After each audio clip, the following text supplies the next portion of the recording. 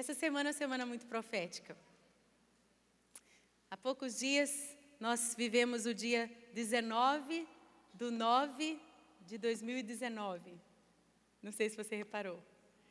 E nós lançamos, foi liberado o CD, não é mais CD, né? As músicas, o álbum digital DT19. É muito interessante porque eu passei, quem acompanha o meu ministério sabe que eu já contei algumas coisas, um processo de desconstrução muito grande, de mudanças, né? Jesus mexendo com as coisas na casa, colocando do jeito dele. Isso às vezes dói muito, até a gente se acostumar com a nova ordem, até a gente se sentir plena novamente no rearranjo de Deus, né? E é muito interessante que ao longo dos meus anos de ministério no início, a gente sempre gravava ou publicava os louvores do Senhor, o recado de Deus anualmente. E nós tivemos então uma pausa de alguns anos, mas esse ano, que interessante, é como se tudo fosse realinhado. E ficou melhor do que antes, porque o DT19 foi gerado, gravado e nasceu no ano 19. Isso é muito especial.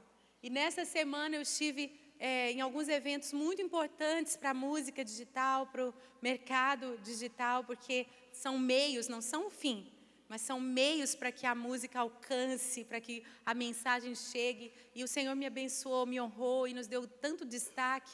Mas eu achei muito interessante que eu fui dia após dia nessa turnê de 10 dias no Brasil e eu estou terminando aqui, nesta conferência de mulheres. Sabe por quê? O Senhor está me lembrando daquilo que Ele já me ensinou, dos processos que eu passei, daquelas joias preciosas que eu ganhei, as pérolas que nascem com a dor. Não é assim? É uma pedra tão preciosa porque ela é fruto de dor. E ao invés de amargura, ao invés de rancor, ao invés de destruição, o que é que a ostra produz? Uma joia preciosa. E assim Ele me deu tantas pérolas que eu não posso perdê-las, eu não posso desperdiçá-las. Estar falando para mulheres é ser relembrada desses tempos, dessas estações e desses tesouros que Ele me confiou. Porque os palcos, as plataformas, elas são muito bonitas. Você também tem os seus palcos. Você também tem as suas plataformas, coisas lindas e muito importantes que Deus quer que você execute, que você realize.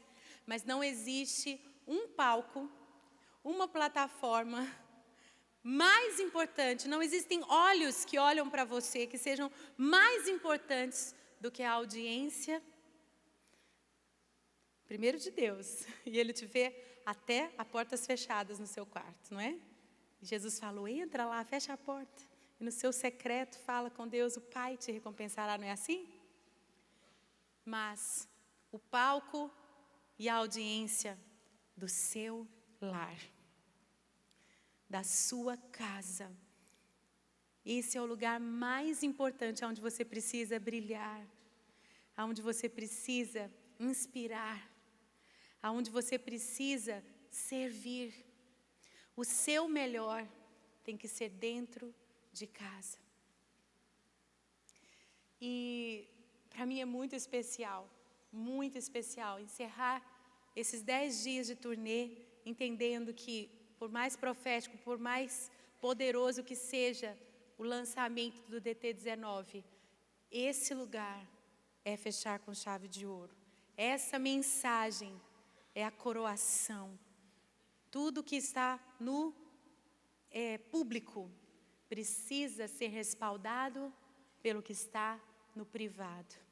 E todas essas canções, que vocês que ainda não conhecem, podem procurar lá o álbum outra vez diante do trono, vocês vão ser alimentados por pão, por comida, por aquilo que eu gerei, que eu produzi no ambiente do meu lar.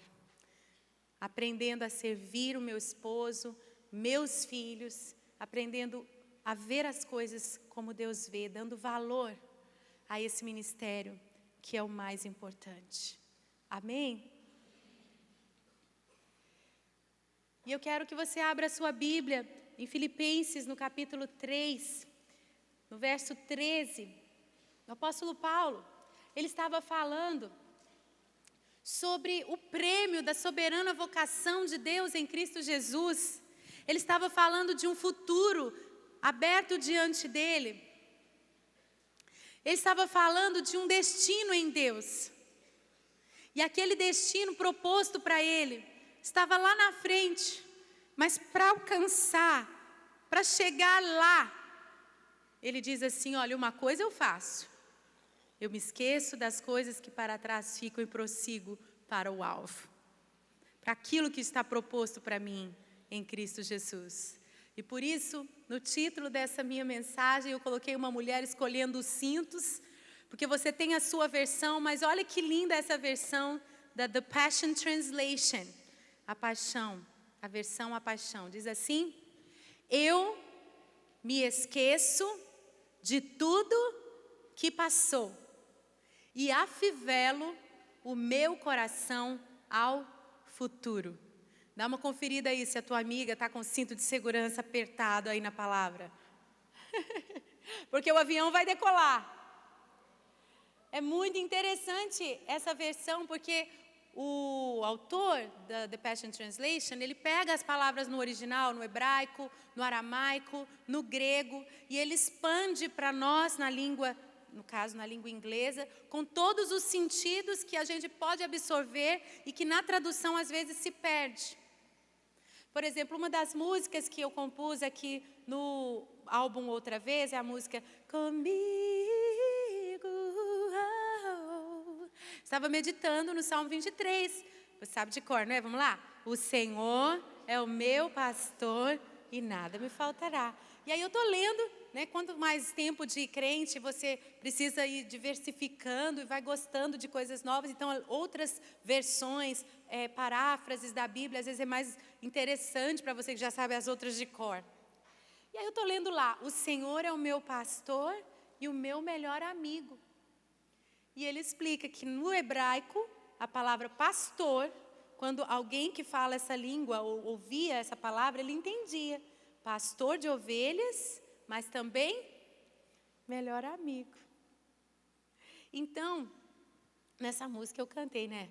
Meu pastor e meu melhor amigo. Então, quando eu li essa parte de Filipenses, dizendo, eu me esqueço de tudo que passou e afivelo meu coração ao futuro, eu me encantei.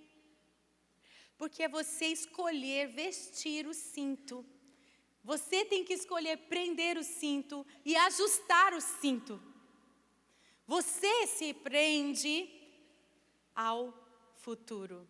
Quantas aqui querem estar presas ao futuro? Porque para chegar lá, você tem que colocar o cinto de segurança.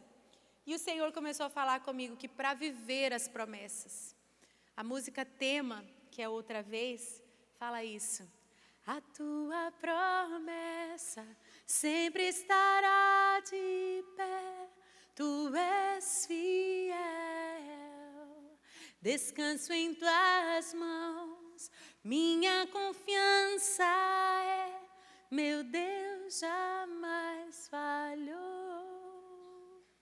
Se você quer entrar nas promessas, chegar ao que está proposto, chegar ao destino que o Senhor tem preparado para você, chegar àquilo que você vislumbra, que Ele já te falou e que somente Ele pode fazer cumprir-se. Está escrito aqui, eu preciso me esquecer de tudo que passou. E esquecer do que passou, primeiro, é me soltar das coisas boas do passado. Eu não sei se você acompanhava o programa do Diante do Trono, nos bastidores com o DT, mas eu tinha uma mochila dourada, gente, que era o máximo. E ela era toda de lantejola, era impressionante. E eu andava com aquela mochila, ela combinava com tudo, porque um brilhozinho vai bem até de manhã, né, gente? E não importava o aeroporto, onde eu estava, a banda que viajava comigo, o pessoal brincava comigo. Aquilo era para eu não me perder, né? Eles me achavam em qualquer canto, não tinha perigo de ficar perdida por aí nessas viagens. E às vezes a gente tem uma mochila muito bonita, gloriosa, daquele passado de conquistas, de realizações. 2 milhões de pessoas em São Paulo se reuniram para uma noite de adoração. Na Bahia, hoje a pastora Zenete Rodrigues está no final de semana de ajuntamento solene, reativando profecias, jejuns, orações que fizemos pelo Brasil ao longo desses últimos anos todos. E lá, 1.200.000 pessoas reunidas conosco, que glória! Postei uma homenagem à minha tia Deise, que partiu para o Senhor esta manhã, ontem de manhã, o velório foi hoje. E muitas aqui viram nas minhas redes sociais, muitos foram relembrar aquelas palavras proféticas que ela poderosamente, como uma leoa, rugia e entregava nos nossos eventos. Multidões enchendo estádios. Para mim, foi um privilégio muito grande ver aquilo. Mas se eu ficar carregando a minha mochila dourada, sabe o que é que vai acontecer?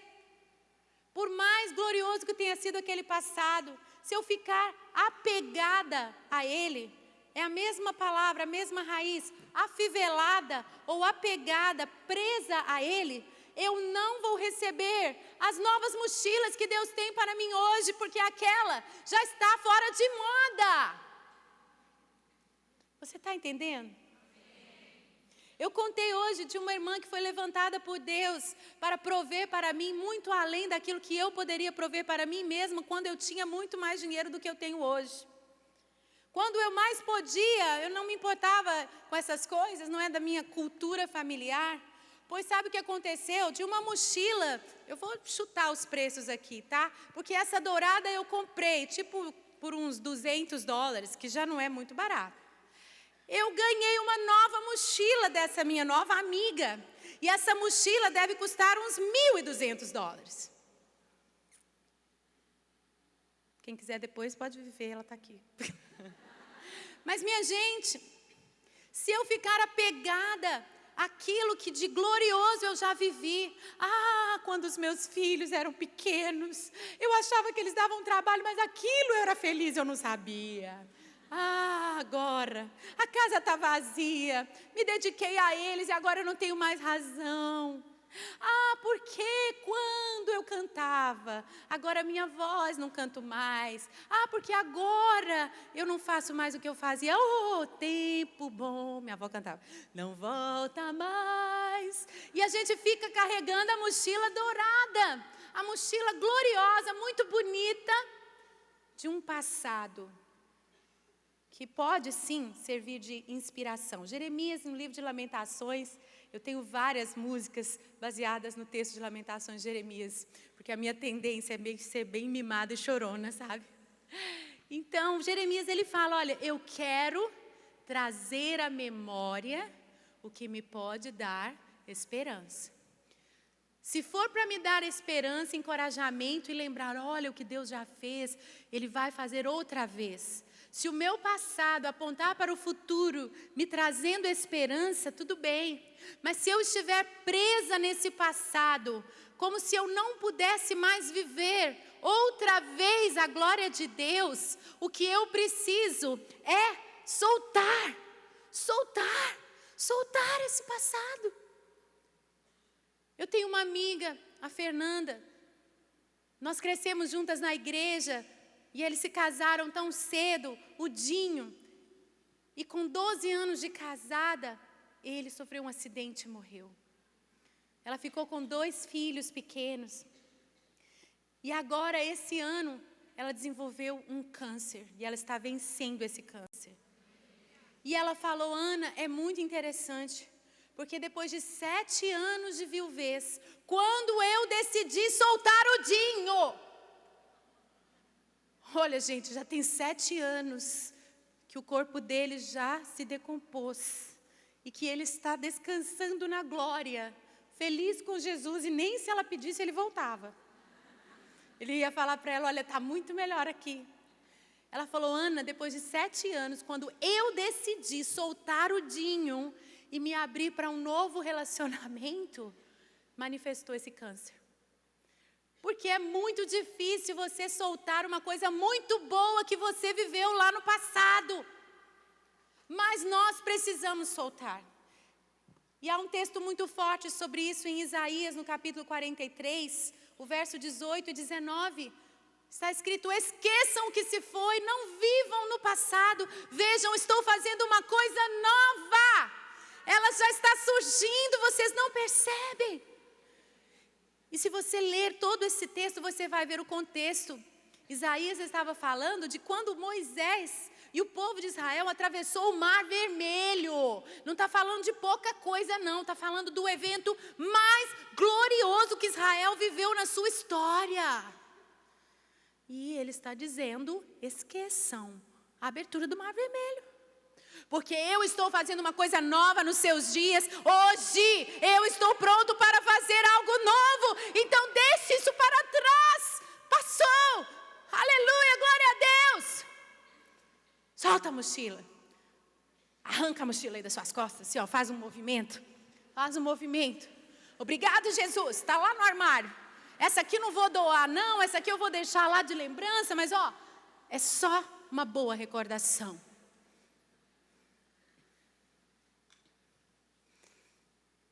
Quando nós comemoramos 20 anos do Diante do Trono, nós temos um congresso anual que acontece na Páscoa. E estava doendo demais.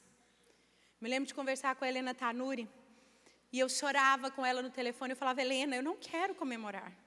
As pessoas estão pedindo para comemorar, mas eu não quero comemorar. Eu não consigo nem ouvir as nossas músicas. Eu não consigo, me dói demais, porque eu não tenho mais essa realidade.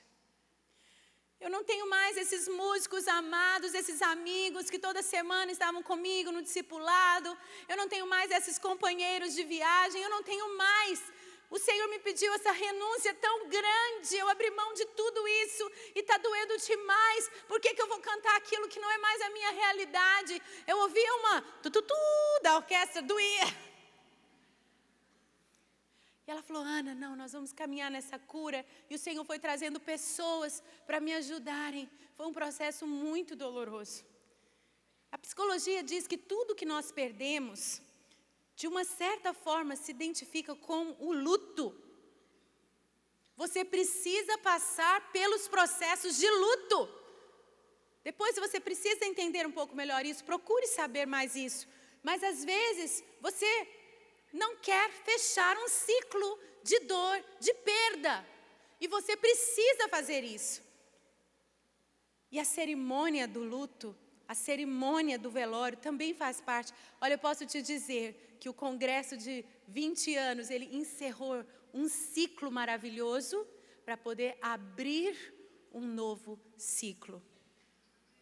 E foi lindo o tema que o Senhor nos deu, tempos e estações, porque em Daniel está escrito: os meus tempos estão em tuas mãos. É Ele quem determina os tempos e as estações. Então você precisa fechar, você precisa chorar tudo que tem que chorar. Você precisa falar, colocar para fora. Se você tem amigas, se você tem parentes, o meu marido, o meu maior terapeuta, não é? Mas quem você puder ter como um ouvido terapêutico. E se não está dando conta, o marido já não está dando conta, a irmã não está dando mais conta. Gente, tem tanto terapeuta profissional aí que vai te dar até mais ferramentas para ajudar você a let it go, né? A liberar, soltar essa mochila dourada. Mas procure ajuda e encerre com o passado glorioso. Mas em segundo lugar, o apóstolo Paulo, quando ele fala: me esqueço de tudo que passou, me afivelo ao futuro, também significa deixar, me libertar das coisas ruins do passado. Quem aqui já teve um sapato que apertava, machucava o pé? Claro, né? Deve ter umas que até hoje foram no shopping comprar um sapato porque estava machucando o pé. Eu estou com um sapato que eu ganhei da última vez que eu preguei essa mensagem. Eu falei: gente, a irmã trouxe o sapato profético, porque a sandália que eu estava usando estava machucando meu pé, vocês acreditam? Quantas vezes nós machucamos o pé naquele sapato apertado? E olha, não é só sapato barato que machuca pé, não. Eu já tive um sapato daquele bonitão, com solado vermelho. Gente, como que pode ser tão caro e tão desconfortável? Mas eu digo para você, tem gente que está andando com aquele sapato o tempo todo, não tira o sapato, por mais desconfortável que ele seja. Dói o pé, machuca o pé, incomoda o pé. Alguns já estão criando bolha, já deu até calo, mas não se solta, não se liberta, não joga fora o tal do sapato. Você pode até doar o sapato, sabe por quê? Porque às vezes o que não é bom no teu pé é bom no pé da outra. Tem uns maridos aí, né, que Deus te deu um grande livramento. Pode ser. Gente, eu quero te falar o seguinte. Não fique presa a esse sapato. A gente tem os processos de cura. A gente tem que confessar os nossos pecados para sermos curadas. Mas existe um ponto final. Existe um momento que o nosso discurso muda. Existe um momento que a ladainha tem que acabar. Eu me lembro, gente, nesse meu processo todo, não só saudades da mochila dourada, mas também muitas dores, muitas lembranças ruins. Algumas coisas que vieram à tona nesse fechamento daquela forma de ser ministério diante do trono, foram muito terríveis. Eu descobri dívidas no meu nome que eu não sabia. Eu descobri traições, eu descobri má administração. Eu descobri coisas tão tristes de pessoas em quem eu confiava e que foram verdadeiros Judas perto de mim. Eu não sei quais são as suas dores, quais são as marcas ruins do seu passado. Mas você precisa, eu preciso me libertar disso, ser curada disso. E para isso acontecer, a gente tem que tirar aquele sapato que machucava continuamente aquele lugar do pé e colocar uma outra estrutura. Oh, coisa boa, gente, essa moda de usar tênis. Você fica fashion com um sapato confortável. Eu creio que Deus está nos dando novas estruturas, mais leves, mais livres, mais alegres. Você era aquela crente tão zelosa, mas não podia nem passar um batom, não podia assistir um programa na TV, não podia curtir uma taça de vinho com teu marido. Você não sabia o que era ser livre, era um jugo, era um peso, e era manipulação, era liderança que te dominava, que dizia com você até que dia que você podia dormir com o teu marido. Gente, misericórdia! É muita pressão, é sapato muito apertado. E são muitas as marcas que a gente carrega. Deus tem uma estrutura mais leve, uma vida mais alargada para nós. Livre-se dessas estruturas do passado, para você poder curar, para você poder sarar, e para você poder andar mais veloz, porque coisa boa é poder pular, correr. Coisa boa é poder celebrar sem nenhum impedimento. Celebrar a vida.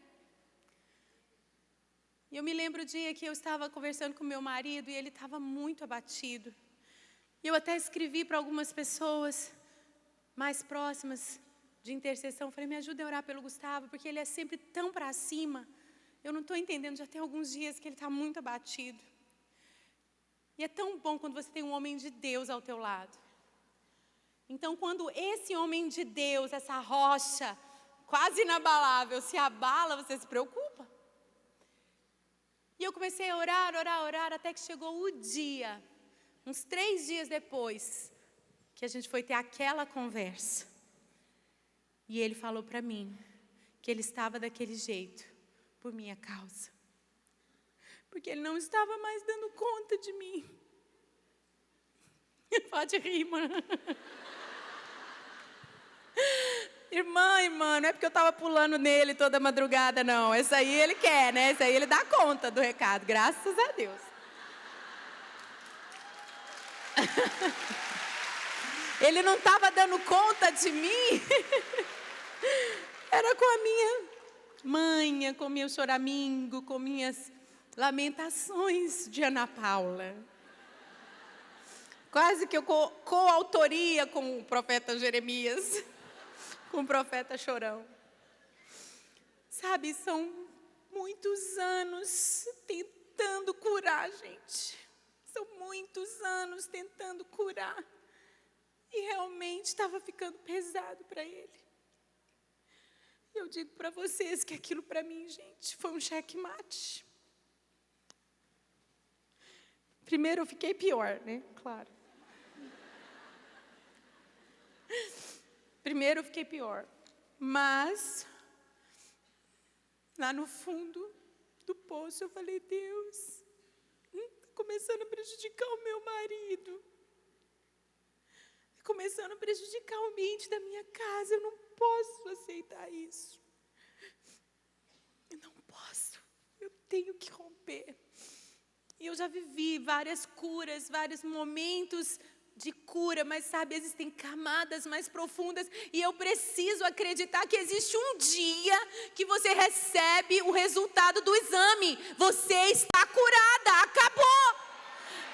Acabou, você está cancer free.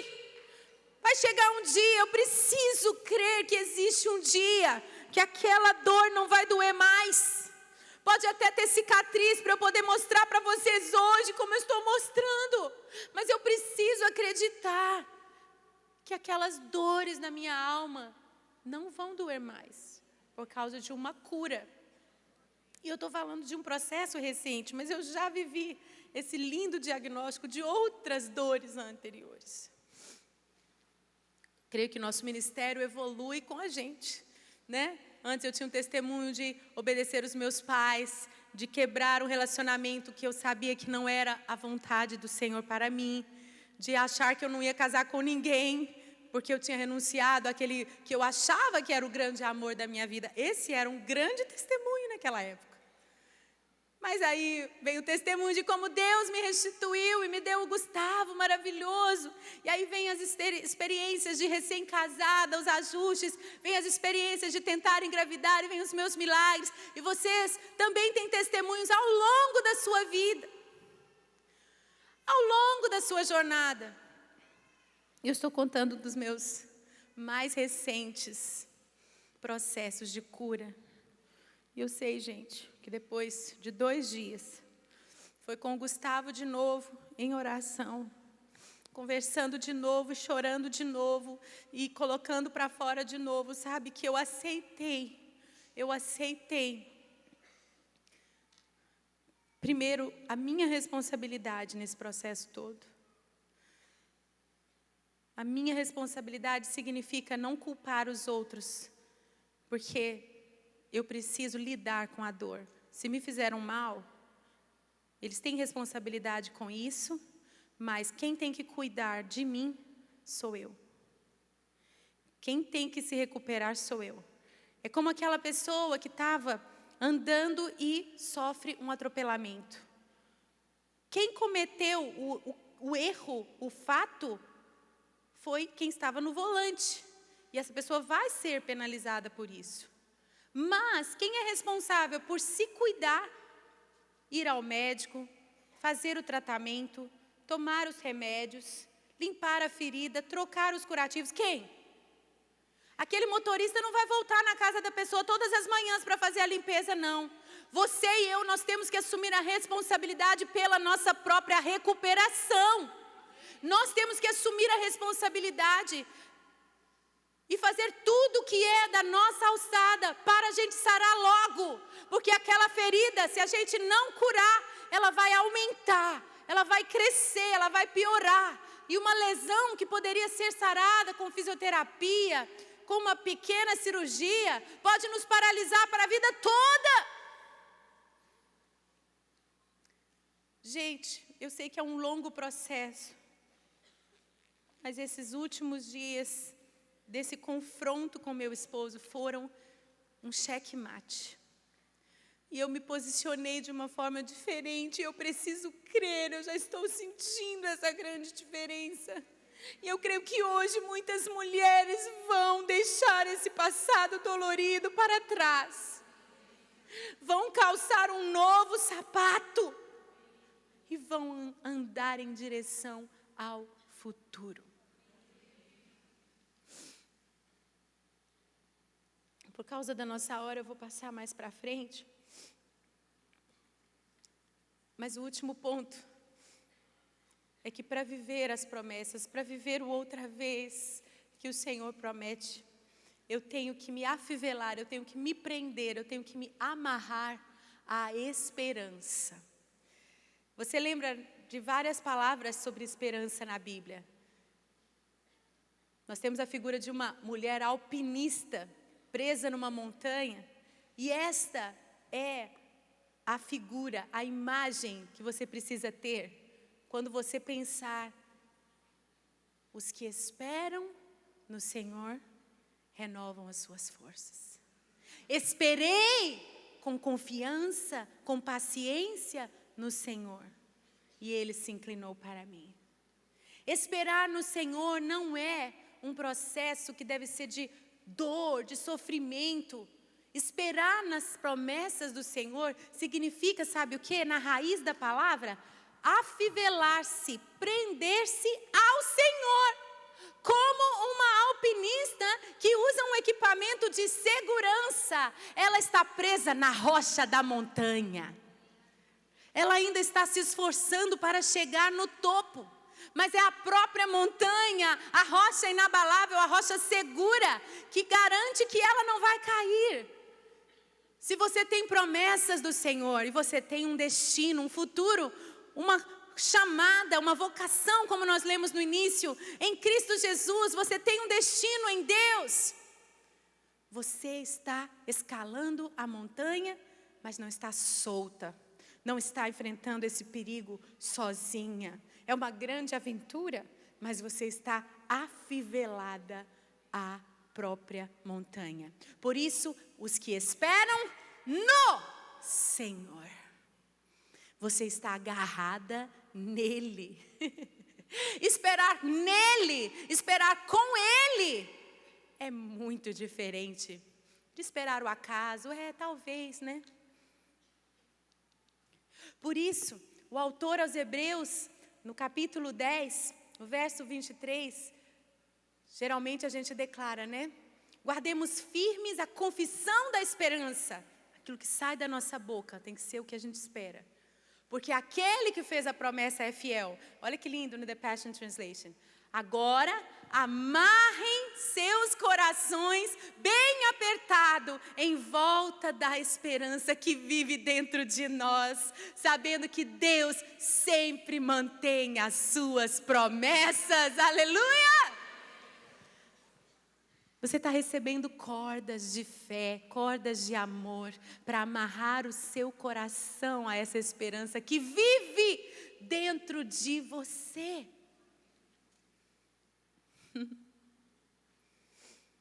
Eu me lembro dos discípulos, quando Jesus os encontrou no mar da Galileia.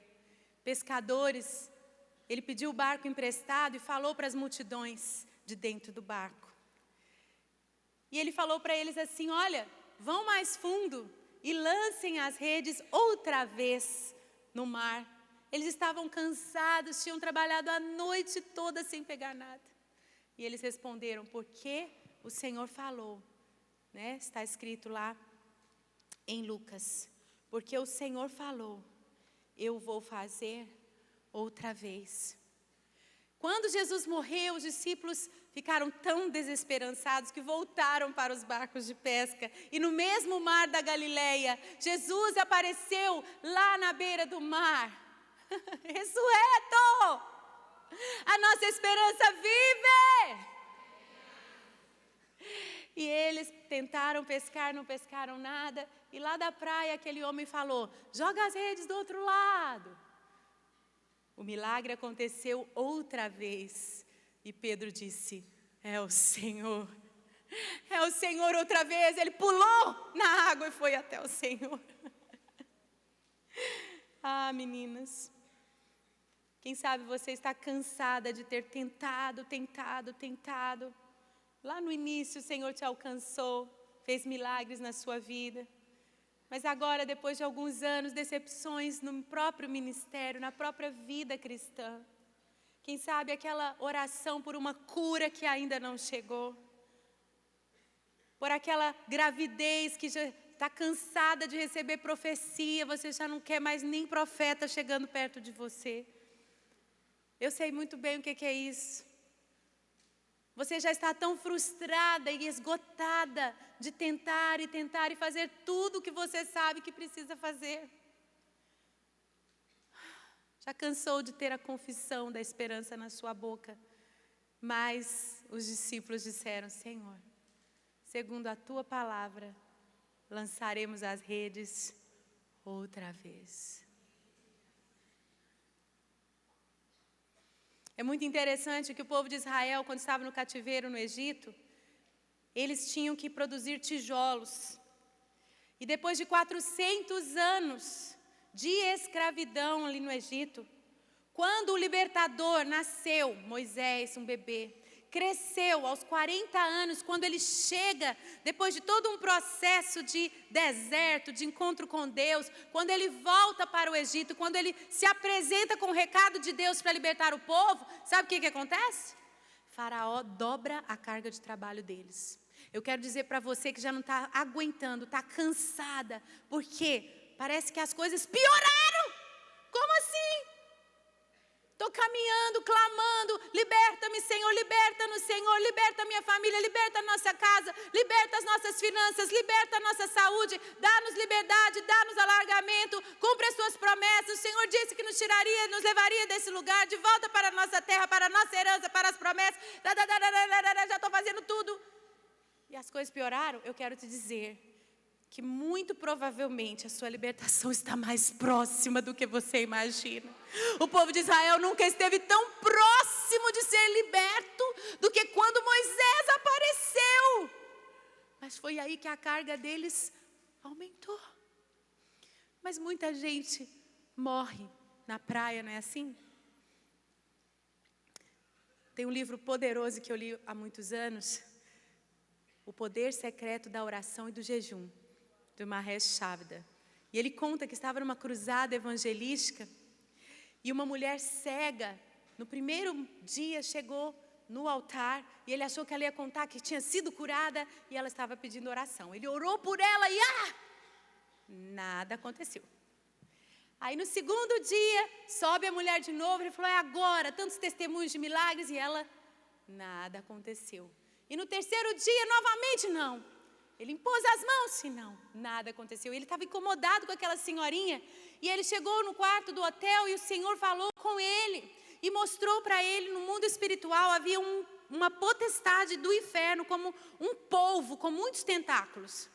E cada dia em que ele orava, o Senhor mostrou para ele: no primeiro dia você arrancou um tentáculo. No segundo dia você arrancou outro tentáculo. No terceiro dia você arrancou outro tentáculo. E eram 7 dias de conferência. E somente no último dia aquela mulher foi curada. Mas nós desistimos no meio do processo. Nós precisamos insistir até o fim. Nós precisamos amarrar o nosso coração bem apertado em volta da esperança que vive dentro de nós, sabendo sempre que Deus mantém as suas promessas. Por isso eu quero incentivar você a continuar orando como antes, profetizando como antes, ou como nunca antes, acreditando que Deus é fiel. Eu poderia continuar falando aqui, mas eu gosto muito de um texto, quando a gente não consegue entregar todo o nosso recado. Está escrito assim, que a unção nos ensina todas as coisas. E a unção do Senhor vai completar tudo o que o Senhor quer te ensinar. Você vai voltar para a sua casa, para a sua realidade. O Senhor vai falar com você em sonhos. O Senhor vai falar com você na palavra. Você mesma vai ouvir a voz de Deus. Ele vai amplificar tudo o que você recebeu aqui nesses dias. Então coloque-se de pé no seu lugar e feche os seus olhos diante do Senhor. E peçam, Espírito Santo, unção do Espírito Santo, aplica esta palavra em mim. E aonde existia qualquer falta de esperança no meu coração, aonde existia qualquer sentimento de estar em perigo, solta, desprotegida nessa montanha, nessa espera tão árdua, aonde estava tão difícil de esperar, Senhor, é nessa noite que filhas tuas amarram o cinto, prendem o equipamento de segurança, afivelam-se a Ti, Senhor, a Ti, Senhor, e nós nos posicionamos aquilo que nos cabe, nós deixamos o passado para trás, de glórias, de boas memórias, mas também de dores, Senhor. Nós liberamos perdão e nós assumimos a nossa responsabilidade para que o processo de cura seja completado em nossas vidas. Nós avançamos, presas ao futuro que o Senhor tem para nós.